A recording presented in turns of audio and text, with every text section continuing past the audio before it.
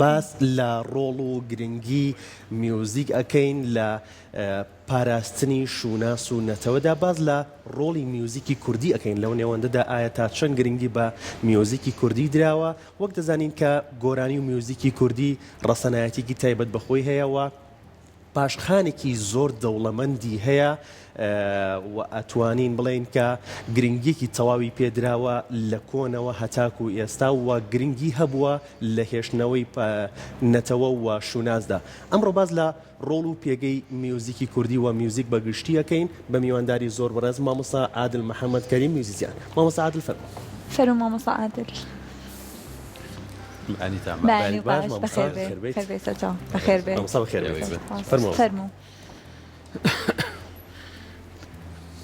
دووبارە بەخێر بێت. زۆر سپاس. بەخێر بێ مامۆستا. سپاسدانەکەم. مامۆستا پیرۆزبایی ئەم ڕۆژە لە بەڕێزوە لە تەواوی موزیسیانانەکەین ڕۆژی جیهانی میوزیکی نەتەوەیی پەمەست لە دانانی ڕۆژێک بۆ ڕۆژی جیهانی میوزیکی کە نەتەوەی پێوە بێت. ئەمە چییە؟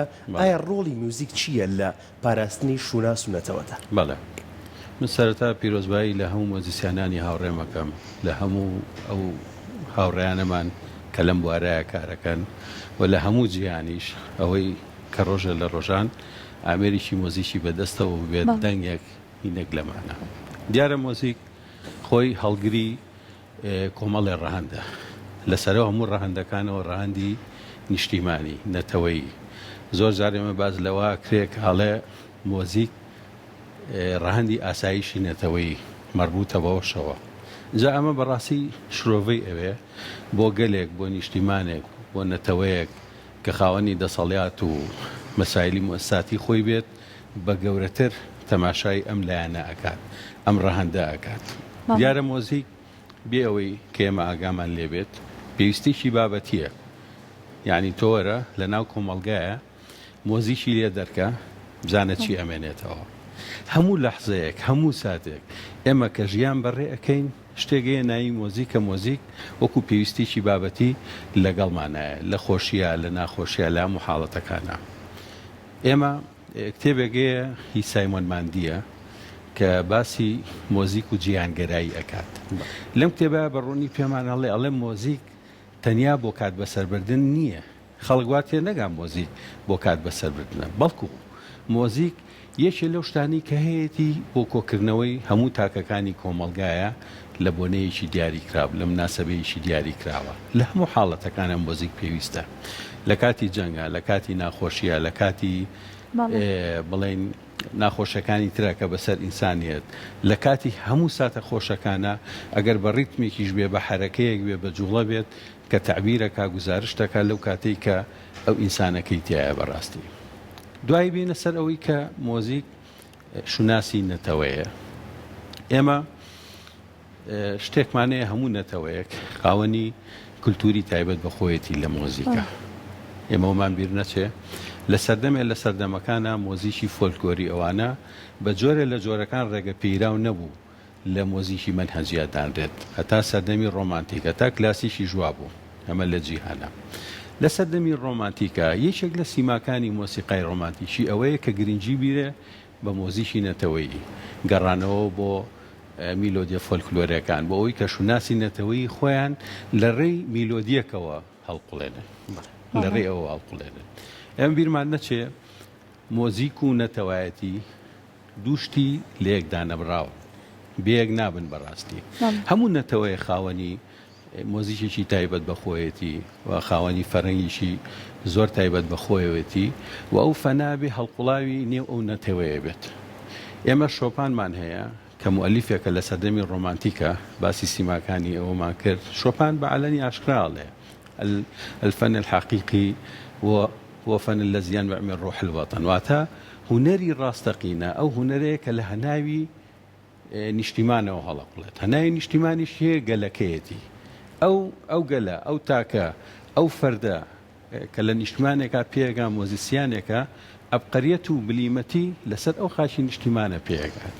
هەرەمە ژەمان بەستێتەوە بەوەی کە گەورە مۆزیسیانی ئەرمەنی ئارام خاچەندوریان بەڕوونی ئاماژە بەوایەت ئەڵێ پێش ئەوەی هونەر کە جیهانی بێت ئەمە ئەبێت چی بێ ئەمە نەتەوەیی بێت کاتە هوەرا بێ گەشەبکە لە ناو ئەو نەتەوەیە لە ناو ئەو نیشتیمانە وردە هەنگاوانێ بەرەو مامەسەکەواتە بوونی کەواتە گرنگە لەگەڵ هەڕووداوێکە لەگەڵ هەر کارەساتێکە کە بەسەر ئەو گەلەیە بەسەر ئەو نەتەوەیەت یان هەڕووداوێت هەر شتێکی تر بێ بەسەر ئەو گەل و نەتەوەیەت میوزیکێکی تایبەت هەبێت بۆی کە لە داهاتووە ئەو میوزیکە ببێتە هۆی بیرخستنەوەی ئەو ڕووداوی ئەو میێژووی دروست کرد خۆی ئەزانی چۆنە ئەوەنە ئێستا بۆن منە ئێمە میلەتێکین خاوەن چیان نین بەڕاستی بەڵام ئەوەی کە هەمانە کە سەرۆتێکی نیشتیمانی زۆر گەورەمانەیە بۆن منە میلەتی کورد ئێمە خاوەنی فۆرمی حەیرانی کە لە هیچ میلەتی شتران نییە خاوەنی لاوەچین خاوەنی هۆرەین خاوەنی سیاچەمانەین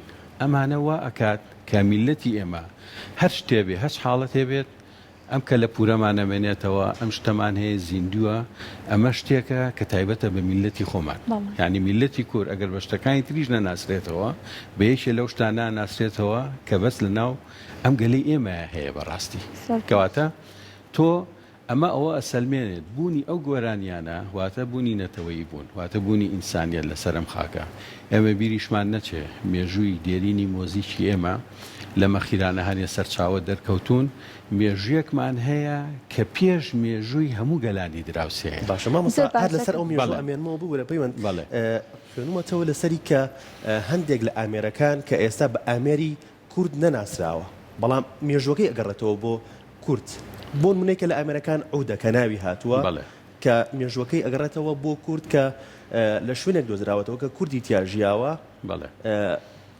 ئەم ئەمێرە ڕاستیەکەی چییە؟ بەڵێ من پێش ئامێری عود لە ناوەڕاستی پەنجاکانی سەدەی ڕابردوو توێژەرێکی ئارکۆلێجی ئەوەی ئاسەوارناس هاتۆتە کوردستان لە مەنتیقەی تەپە گەورە لای هەولێر لەوێ کنە و پشکنینیان کردووە بۆیان دەرکەوتووە کۆنترین ئامێری نای کە مێژۆکەی بۆ سەر و 5,000 ساڵ پێش زایی نەگەڕێتەوە لە چەند چینێکە کە کاریان کردووە چینی ژێرزەوی هەموو مەراحیلەکانی پێشکەوتنی ئامێری نایان هێناوەتەکایە کەواتە بوونی ئامێریکی مۆزیکی وەکو ڕۆشنبیریکی مادی لە هەر جێگەیە کە ئەدۆزرێتەوە نمونەی ئەوەیە کە خەڵک لەو جێگەیە بوونی هەبوو مرۆڤ بوونی هەبوو 5,000 ساڵ پێش زاین واتە پێش بوونی سۆمەرەکانیش تەبیعی ئێمە گەلێک کە دراوسێمانە عەرەبەکان شانازی بە سۆمەرەکانەوە ئەکان وەکوی کە مێژوویشی دێرینیان هەیە بەڵام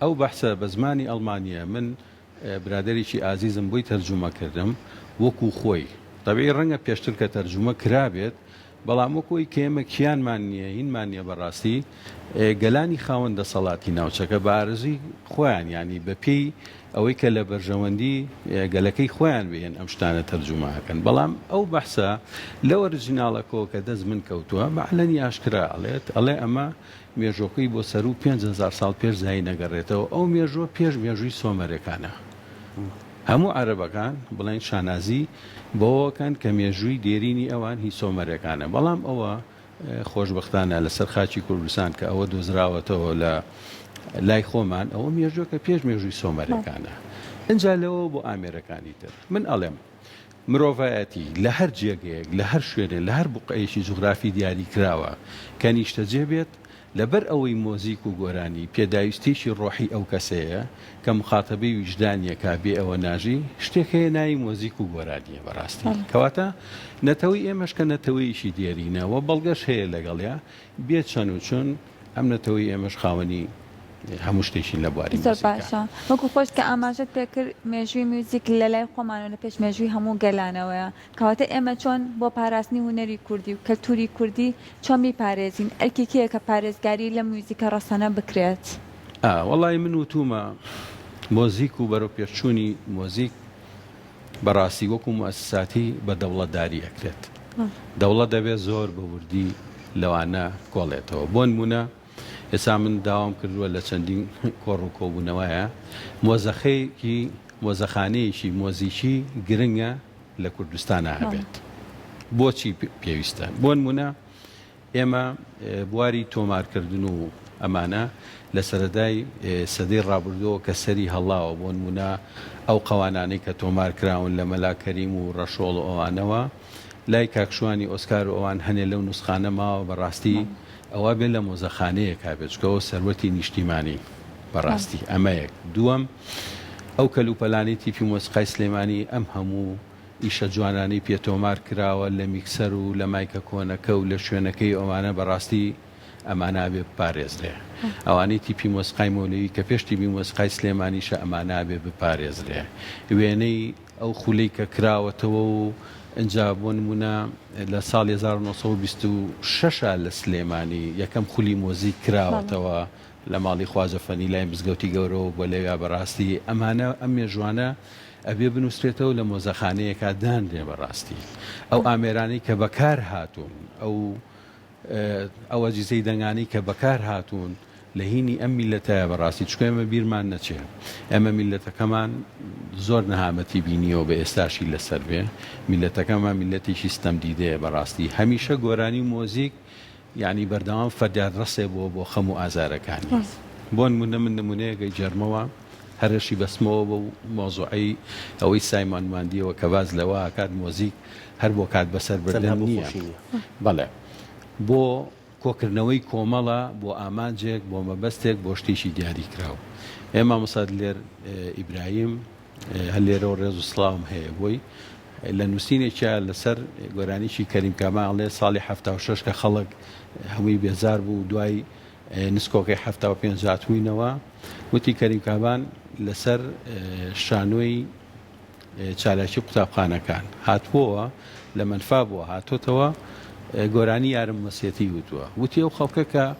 هەر بە ئاماژەیەکی زۆر بەسیت خۆ گۆرانی یارە مەسیەتم ئەوە گۆرانیە کە ناوەڕۆکی شعرەکە گۆرانیشی دڵداری و خۆشەویستیە بەڕاستی وتی بەس بە ئاماژەی کە ئەیوت هەرچەند کەوتومە دوورە وڵاتان ئەلەو کاتەیە کە خەڵک هەنێکی پەرتەوازە بوو لە داخیەوەی کە شۆڕشەکە شکستیە ناوە ئەو خەڵکە هەمیاڵە سایە سەرپێ کرد بە چەپڵەلەیان و وەکو کاریگەری بەڵێ ئەم کاریگەریانە هەیە بەڕاستی لە مۆسیقایە ئەجا هونەرمەندی کورد بەڕاستی لەو هونەرمەندانن کە هەمیشە خەمی نیشتیمانی لە کۆڵگرتووە هونەرمەندێکمان نییە کە ڕۆژە لە ڕۆژانانی بێخەمی نیشتیمان بێت هەر بۆ ئیشە جوانە نشکراوە لە سەردەمی ڕژێمی پێشووترە بەڕاستی کە ئەو هەموو زەبر و زەنگەشە بووە ئەو هەموو حاڵەتانەژە بۆ هونەرمەندی کورد هەر بەردەوامیشی کردووە لە سلێمانی ئیشکراوە لە هەولێر ئیشکراوە ئیشانی ساڵی هەشتاکان گۆرانی کۆچمان هەیە کە لەو کاتایە بڵین هەر دوای نسکۆکە بێ کە تۆمارەکرێت لە هەولێر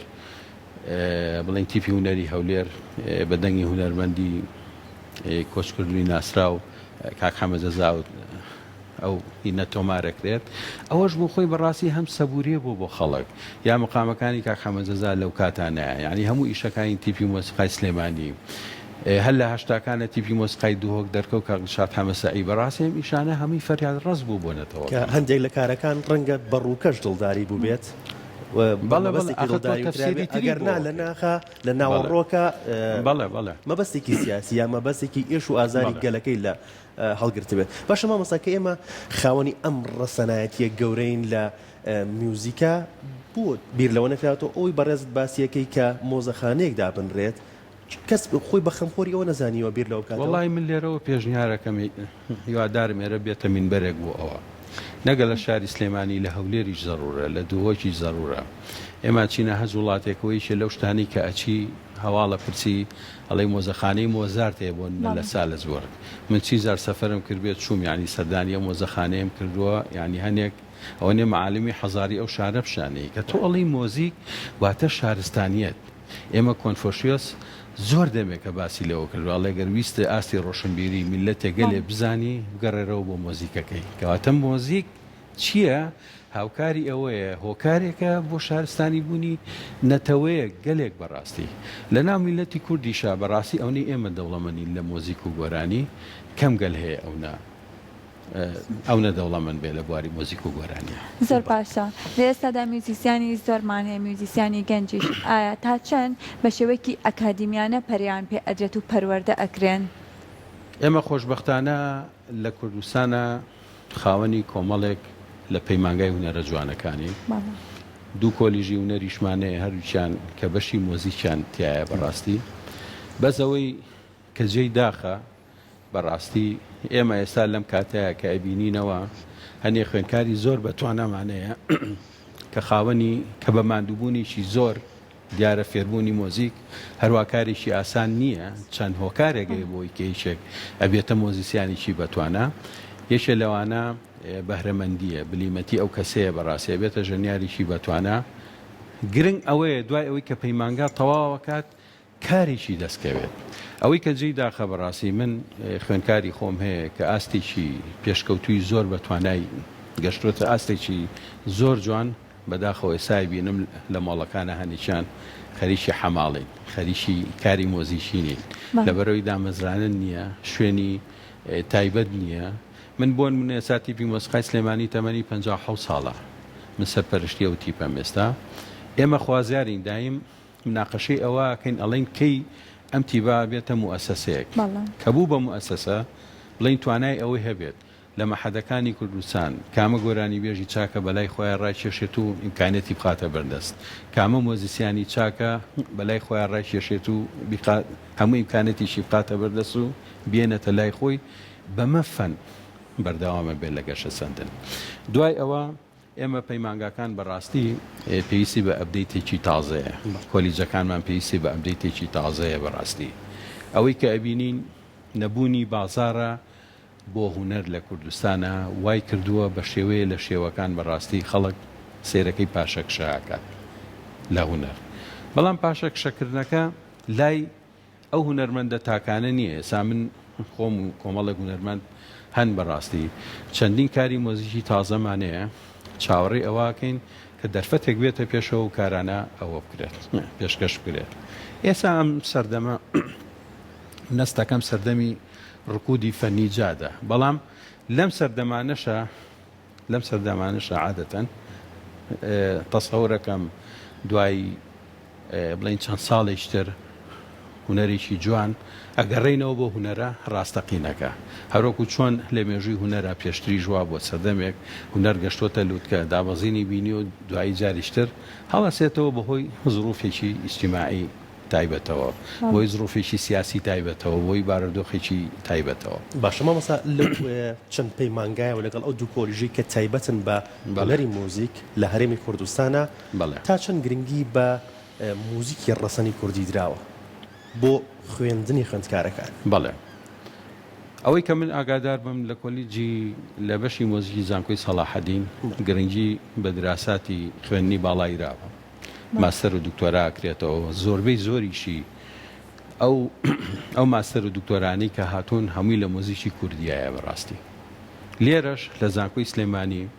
هەر خۆی هەربوونی جێگەکە خۆی لە خۆیان بەڕاستی هەنگاوێکی پیرۆزە بەڵام ئەکرێت لە ئایندەیە زۆر گەشەی پێبیرێت زۆر بەرەو پێشبیرێت لێرە زیاتر گرنگی بەلایانی تەلیف و ئەمانە ئیرێت بەڕاستی نازانم بەشێکیشانەیە بڵێن تەلەبە کە لە بەکەلۆریۆس شادی بەکەلۆرسەکەیانیشی لەسەر هوەرمەندانی کورد و ئەمانەیە بەڵام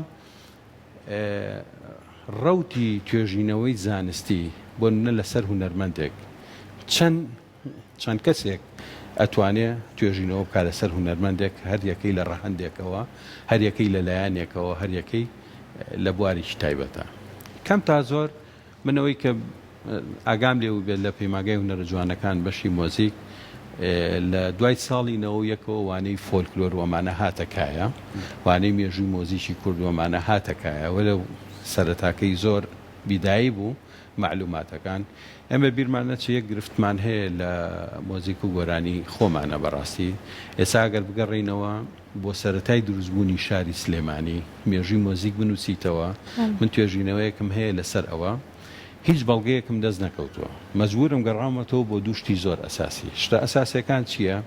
یەکەم شێعری شاعیران بزانم لە شێعری شاعیرانە شاعیرێک ئەگەر مۆزیکی گوێ لێ نەبوو بێت ئەگەر مۆزیکی نەبینی بێ گۆرانی بێژی نەبینی بێت ناتوانێت شێعری بەسەرە هەڵا وەکو بەڵگەیەکی مادی تەبیعی کە تۆ قساکەی ئەبێ بگەڕیتەوە بۆ بەڵگەی مادی یا لایانی ئەرکۆلۆجیستە ئەوەی مەسایلی شوێنەوار و ئەمانەیە یاخود مەسایلی ئەوەیە کە مەخطوطات دەستنووس ببینی ئەمە یەک دووەم گەڕامەتەوە بۆچی بۆ گەشتی ڕۆژهەڵات ناسەکان لە گەشتی ڕۆژهەڵات ناسەکانە لە گەشتەکەی ڕیچە بەشێک باسی مۆزیکەکە خراب نییە هونەرمەند شەماڵ ساحیب یادی بەخێر ئەو کاتی خۆی وەری جێڕاوەتە سەر زمانی عەرەبی لە ئینگلیزیەکەەوە لامای کردوێتی بە کوردیش لە مەخیرەشە مامۆسای گەورەمان محەممەدی حەمەباقی ئەویش هەر وەری جێڕاوە ئاماژەی پێیا مۆزیک چۆن بوو.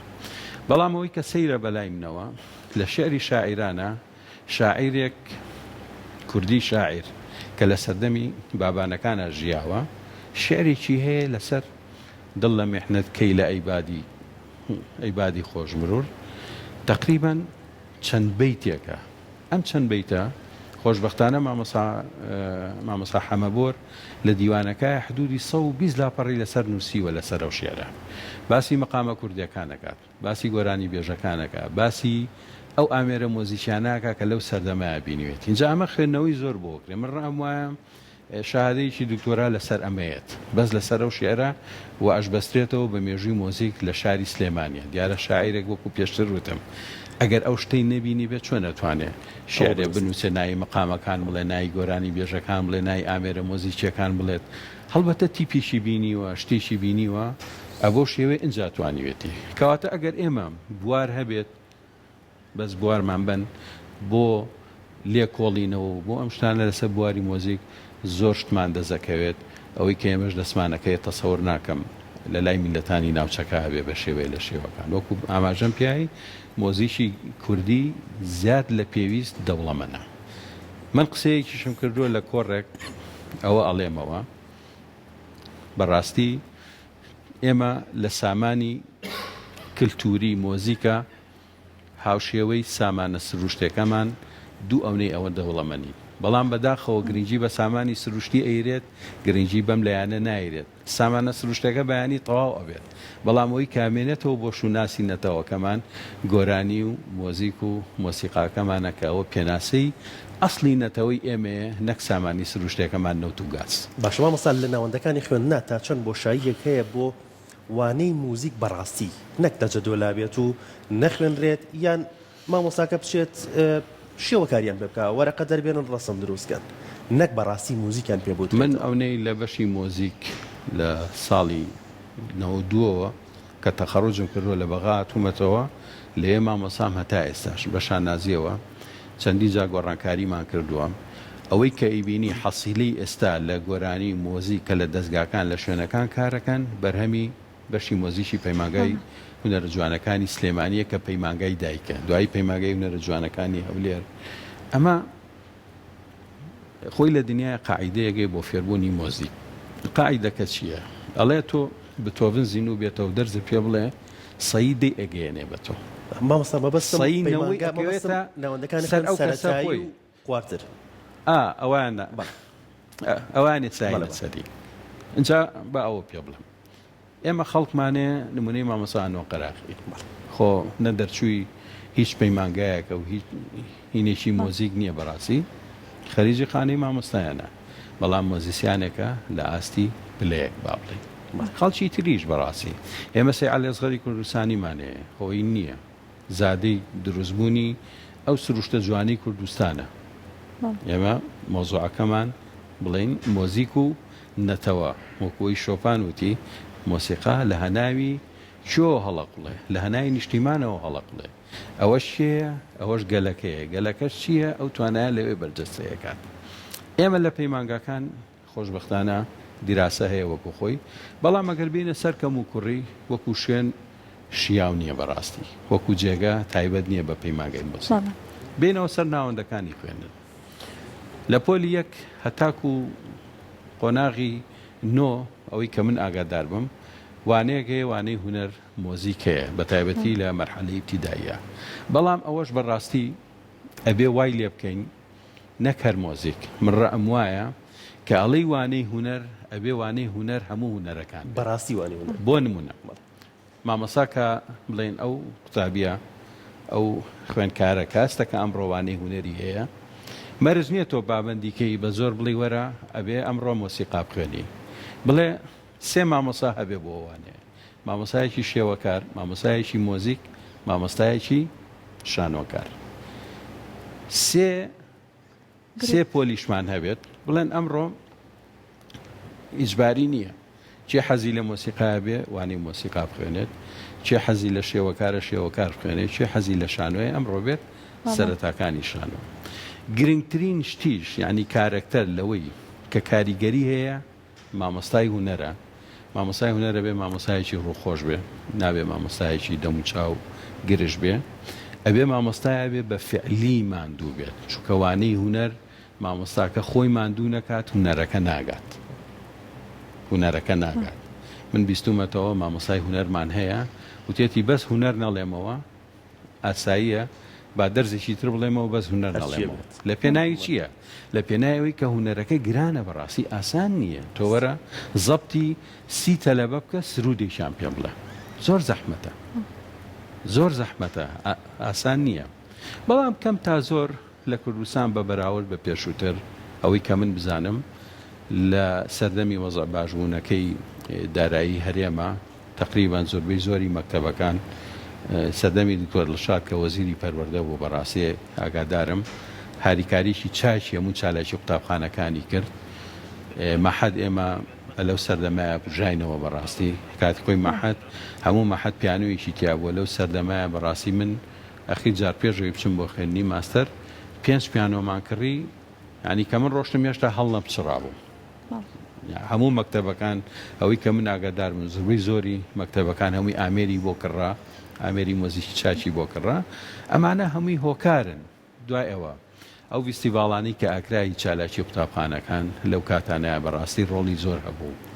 یعنی چەندین خوێندکار شارەکەیان نەکرد هاتنە سەر شانۆ. تۆ خوێندکارە هیچیش پێشکەش نەکە بەزەونە فێریکە کە بێتە سەر شانۆ و بگەڕێتەوە و گۆرانیە بڵێ لە ئینەکان شارەکە بکات حەز بە بوونی خۆی ئەکات. هەستەکە شتێکە چکە هونەر لە هەچ ئاستێکا بێت بۆ خۆی هەستەکەی ئەو کەسە کە پەیامێکی پێەیە بە خەڵک. سامە زۆر جار کە ئەسفەکەین هەستەکەین پەیامێکمان پێەیە وەکو هونەرمەندێک کە بڵین لە بوارەکەیە دڵکارانە کارەکەین.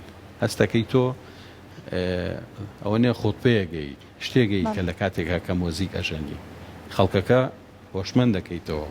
تۆ زۆر مهمە هونەرمەند کە کاتێ خۆی بینێتەوە لەسەر شانۆ ئەو خەڵکە گوێی لێگرێت.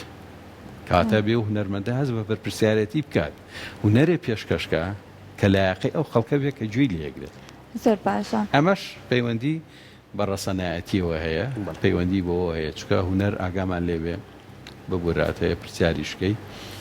ئەفلاتۆن پێمان ئەڵێ گرنگ نییە لە یاساکانی دەوڵەتە هەڵە هەبێت، بەڵام کارەساتە لە مۆسیقایەکە هەڵە هەبێت.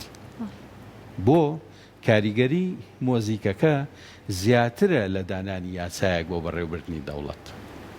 ئەمە ئەفلاتۆن پێش زاین ئەم قسانیان بۆ ئێمە کردووە بەڕاستی. لەبەرەوە زۆر لەوە گرنگترە کە منیش تەسەووریەکەم، زۆر لەوە گرنگترە بوونی مۆزیک و گۆرانی. بەداخەوە لە وڵاتی ئێمە هەموو جارێ ئەڵێن وەکو پێویست باوەش نەکراوەتەوە بۆ هونەر و هونەرمەندان. زۆر باشە. باسمان لە ڕەسەنایەتی کرد، با بگەڕێنە سەر ڕەسەنایەتی هونەری کوردیش. لە ئێستادا بخۆشحاڵیەوە هونەرمەندە گەنجەکانیشمان چ لە بواری میوزیک بێتیان گۆرانی وتن بێت گەڕاونەتەوە سەر هونەرە فۆلکلۆرەکە. بەڵام ئایا تا چەند شێوانێکیش لەو هونەرە فۆلکلۆریە کراوە؟ بەڵێ خۆی هونەر بەگشتی بڵین شمشێرێکی دووفاقێ بۆ کۆڵێ دوولایەنەیە بەلایەکە کۆمەڵگە بەرەو پێشەوە بات لە لایەکشا کۆمەڵگە بەرەو دواوە بات. ڕەسەنایەتی واتە ڕۆشنبیری واتە سەقافەت. منە و لایەنە معریفی کە هەمە لە بواری خوێندنا وەرم گرتووە لە ڕێی کتێب و خوێن نوشتەوە، بەڵام لایەنیشی ڕۆحیشەیە وەرم گرتووە. ئەو لایەنە ڕۆحیە پەیوەندی هەیە بە ژینگەی ئەو هونەرمەندە ئەو کەسە خۆی کە پەروەردە بێت. ئەم دوو لایەنە کە یەکەگرن لایەنە معریفەکە لەگەڵ لایەنەکەی ترە هەردووشی شتێک دروستەکەن ڕۆشنبیریەکی عامە. هونەرمەندەکە هونەرمەند خۆی لە هەموو کە زیاتر ئەزانێت. ئەو هونەری کە وەری گرتووە تەقلیدە یا خۆت هونەرێکی ڕەسەنەکە پێیەتی بەمەرجێ هونەرمەندەکە خۆیان لە قەڵەجێنێت. ئەوە ڕاستیشی حاشا هەڵ نەگرە بەڕاستی. بۆ نمونە بەڕەحمەت بێ مامۆستا کەریم کابان کە هونەرمەندی سەرشاری پێوترێ و دەنگێکی هونەرمەندی سەدە بەناوبانگە لە شاری سلێمانی. من ئەوەی کە لەگەڵ یابووم ئەو کتێبەشم هەیە کە لەسەری کە باسی یەکەم باز لەوە کاڵێ جاری وا بووە شعرێک لە جیرفانما بووە چەند جار دراوە هەموو شوێ سێرم کردووە تا ئاوازێکم بۆ هاتووە ئاوازەکە پڕ بە ئینی پێستی ئەو شیارە بێت. سیرەکەی بە 12 ئاواز پێڵێن هونەرمەندی سەدە. بەڵام هونەرمەندمان هەیە لەم کات و ساتەیە شەویستی دیە بڵاوە کاتەوە. کارەساتی مامۆستاوە سوودی چییە؟ من ئەوەش بە هونەرە زانم بەڵامە بێ ڕێک خرێ هونەر ڕێک نەخرێ وەکۆی کە ئەفلاتون وەکۆی کە ئەفلاتون پێمانەڵێ هی ئەوە نیە کە بڵین دووبارەیە خۆ فەنە دووبارەیە بەڕاستی فەنێکی تازە نییە هونەرێکی تازە نییە. ئێستا ئێمە زۆر جالەتی سلێمانی لە مناقەشەی ئەوەین و بەنیازیشین لە ئایندەیە ئەمانەیە کۆمەڵی ئاوازی تازە بێنینەکایە پێشتر هونەرمەندەکان بۆ منە من هەنە جار بە برادرانی تی مۆسیقای سلێمانی ئەڵێم هونەرمەندەکانی پێشێمە شانسیانە بۆ کاتە مامۆستا کەریم کابانیان لا بۆ ئاوازدانەر بووە بە 2 ساڵیش ئاوازێکی دابنایە ئاوازەکەی جێی خۆی گرتووە بە ئێستاشەوە عوسمان عەلی ئاوازدانەر بووە بە ڕەحمەت بێ ئیبراهیمی خەیات خۆی ئاوازدانەر بووە زائیدن ئەم مۆزیسیانانی کە لە دەوریا بوون خالید لێرات و ئاوازی یاونەتێ ناسی ڕەزازی هاتۆ شتێکی جوانی یاونەتێ ئەمانە بۆ خۆی هۆکاری ئەوە بوون کە ئەو ئیشە جوانانە هەبێت. ڕاستە مامۆستا کەریم کابان بۆی تیپی مۆسیقای سلێمانیەوە ئیشەکانی گەشتە پلەیەکی باڵە عوسمان عەلی بە هەمان شێوە ئیبراهیمی خەیات بە هەمان شێوە کەواتە هەردوو لایەنەکە هەم جانبی ڕۆحی هەم جان بە مادێکە کە تیپ و لایەنە مەسەلە معریفەکەیە هەردووشی یەکی گرتەوە ئەو ئیشە جوانانەی لێ پێکاو لە سەردەمێکە کە فەنی کە ئەو فەنە وەکو چێشێکی مقاومە وا بوو ئەوانەش هەمووی فاکتەرە وریابین ئەوانەش هەمووی فاکتەرە هونەرمەند دوای نسکۆکە بەڕاستی کە هاتنەوە هۆکارێک بۆ ئەوەی کە دڵدانەوەی میلەتەکەمان بێگەلەکەمان بێت هونەر بۆ فەریاد ڕەسێک بەڕاستی هونەر بووە فەریاد ڕەسێکی حەقیقی بۆ نەتەوەکەمان کەواتە هونەر لە هەموو کات و سات و شوێنێکا وەکو لە بیدایەتە باسمان کاری زۆر باش کراوە لە سەنایەتی هونەری کوردی بە تایبەت موزیکی کوردی هەر لە کۆنەوە کاری زۆر باش کراوە لە ئێستاشدا کە بەڕێسان خەریکی کارکردن لە موزیکی کوردیە بە هیوای کاری باشتر و کاری جوانتر. سپاسی ئێوەژەکەین کورساتی ژەمیشە جێگەیەکە و پێگەیشی دیاری هەیە لەو ڕوژاندنی هەموو بابەتەکانە بابەتی هونەری.